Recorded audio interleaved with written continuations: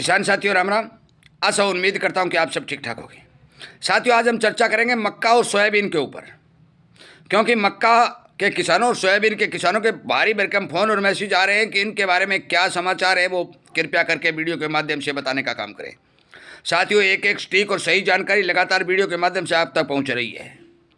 आपसे विनय निवेदन प्रार्थना है कि आप कृपया करके इस चैनल को सब्सक्राइब करें, इसके साथ जुड़े और नई नई सही और सच्ची जानकारियाँ प्राप्त करें।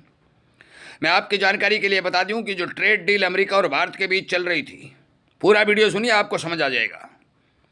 उस ट्रेड डील में भारत सरकार ने किसानों का समर्थन करते हुए मक्का और सोयाबीन का आयात अमेरिका से करने से मनाही कर दी है। सरकार ने साफ कर दिया है कि हम कृषि उत्पादों का आयात अमेरिका से नहीं करेंगे। मैं आपकी जानकारी के लिए बता दूं कि काफ़ी समय से किसान आंदोलन के ऊपर उतार हुए हैं। अनेक तरह के आंदोलन हो रहे हैं, भाव किसानों को नहीं मिल रहा है।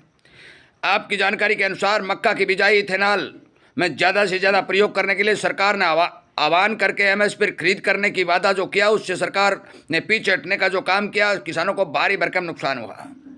सोयाबीन का बाहर से आयात हुआ, तेल बाहर से आया और फसल कमज़ोर के चलते भी सरकार ने सोयाबीन की खरीद में आनाकानी की, किसानों को नुकसान हुआ।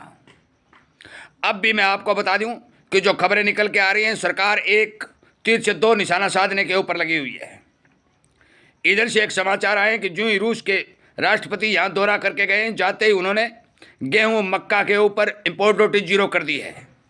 वो भी चाहते हैं कि हमारे देश का माल भारत में जाए और भारत के अंदर इथेनॉल बनाने में मक्का आदि का प्रयोग करके ज़्यादा से ज़्यादा बाज़ार को खोल दिया जाए। मैं आपकी जानकारी के लिए बता दूँ कि सरकार यदि हम समय पर नहीं जागती है, विदेशों का सामान सस्ते के लालच के अंदर भारत के अंदर आता है, तो किसान को नुकसान के सिवाय और कुछ नहीं मिलने वाला। परंतु मौके के ऊपर यदि रुझान देखा जाए तो इथेनॉल बनाने के लिए मक्का की भारी भरकम डिमांड निकलती हुई दिखाई दे रही है। यही हाल सोयाबीन का दिखाई दे रहा है।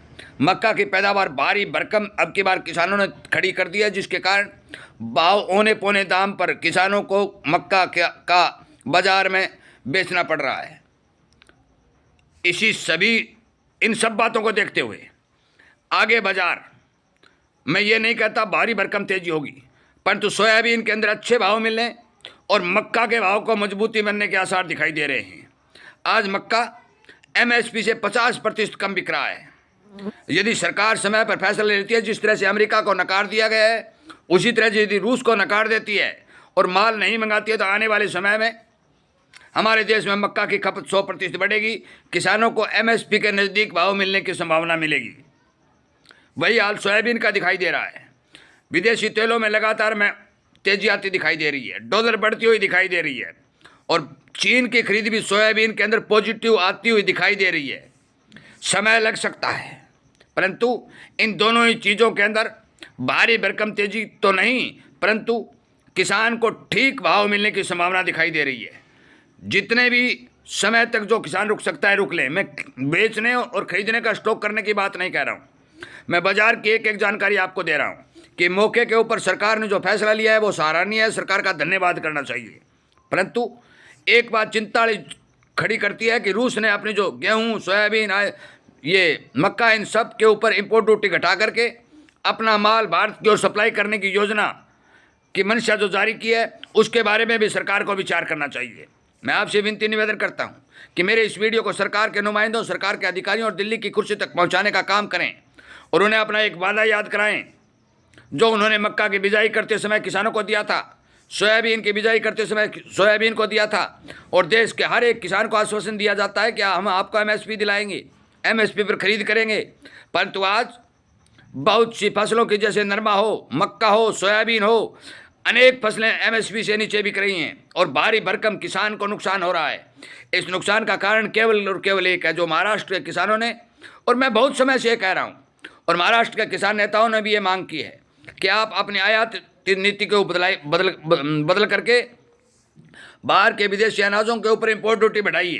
तेल के कारोबारी भी तेल पर इम्पोर्ट ड्यूटी बढ़ाने की बात कर रहे हैं, आयात को प्रभावित करके कम करने की बात कर रहे हैं। सरकार तक अनेक व्यापारी, अनेक उद्योगपति और अनेक किसान अपनी आवाज़ पहुंचाने में लगातार लगे हैं, परंतु सरकार मुख दर्शक होकर बैठी है, ना ही तो ड्यूटी बढ़ा रही है तो ना ही आयात को बंद कर रही है। जिस तरह से नरमा का आयात लगातार 30 दिसंबर तक जारी दिखाई दे रहा है, लगातार रुई भारत के अंदर विदेशी आ रही है, उसी तरह से मक्का भारी भरकम विदेशों में उत्पादन हुआ है, उस मक्का को भी भारत में घुसेड़ने की तैयारी की जा रही है। मैं आपकी जानकारी के लिए बता दूं कि सरकार यदि अपने स्टैंड के ऊपर कायम रहती है तो फिर जो मैं जानकारी दे रहा हूं कि भाव ठीक मिलेंगे 100% सच्ची और सटीक साबित होगी। परंतु यदि सरकार पैर छोड़ देती है और विदेशी माल भारत में आ जाता है तो फिर मान के चलो साथियों कि तेजी गायब हो जाएगी। परंतु सोयाबीन के अंदर फंडामेंटल मजबूत रहेंगे, ये मैं विश्वास के साथ कह सकता हूँ, क्योंकि सोयाबीन की फसल भारी भरकम कमजोर है, डिमांड अच्छी है, माल सरकार के पास नहीं है, खरीदारी नहीं हुई है, किसानों के पास भी बहुत कम माल बचा है कि औने पौने दामों में बाजार में माल आ चुका है, क्वालिटी कम है और बहुत भारी भरकम सोयाबीन की पिड़ाई भी हो चुकी है। मैंने कल आपको लाइव सेशन में बताया जो 6 और 7 बजे तक चलाया जा रहा है, शाम के समय 6-7 से चलता है। उस लाइव सेशन में बताया कि सोयाबीन खड़ी जो है 500 रुपये तेज होकर के काम कर रही है। आगे आने वाले समय में सोयाबीन खड़ी की डिमांड बढ़ेगी, सोयाबीन खड़ी की डिमांड बढ़ेगी, सोयाबीन के भाव बढ़ेंगे, क्योंकि सोयाबीन के भाव सोयाबीन की खड़ी पर काम करते हैं, तेल पर नहीं, क्योंकि तेल सोयाबीन में बहुत कम मात्रा में पाया जाता है। मैंने मोटी मोटी जानकारी आपको बताई, क्योंकि वीडियो के माध्यम से मोटी मोटी जानकारी आप तक पहुंचाई जा सकती है। जो मेरे पास समाचार आ रहे हैं, भारत सरकार के फैसले के अनुरूप जो आयात नीति के ऊपर विचार करके अमेरिका को ये बता दिया गया है कि हम कृषि जिनसों पर कोई समझौता नहीं करेंगे, उस बारे किसानों को फायदा होने की उम्मीद दिखाई दे रही है। जो ही बाजार खुलेगा आपको जो भी जानकारी आएगी वीडियो के माध्यम से संपूर्ण रूप से पहुंचा दी जाएगी। और इसीलिए आपसे कहा जाता है कि आप इस चैनल का समर्थन करिए, इस चैनल को सब्सक्राइब करके सोशल मीडिया पर ताकत बढ़ाइए और सरकार के खुर्से तक पहुंचाने का काम करिए, ताकि किसान हित में सोशल मीडिया के ऊपर काम किया जा सके। इन्हीं बातों के साथ मैं इस वीडियो को विराम देता हूं। उम्मीद करता हूं कि आप जन जन तक शेयर करके इस वीडियो को पहुंचाएंगे।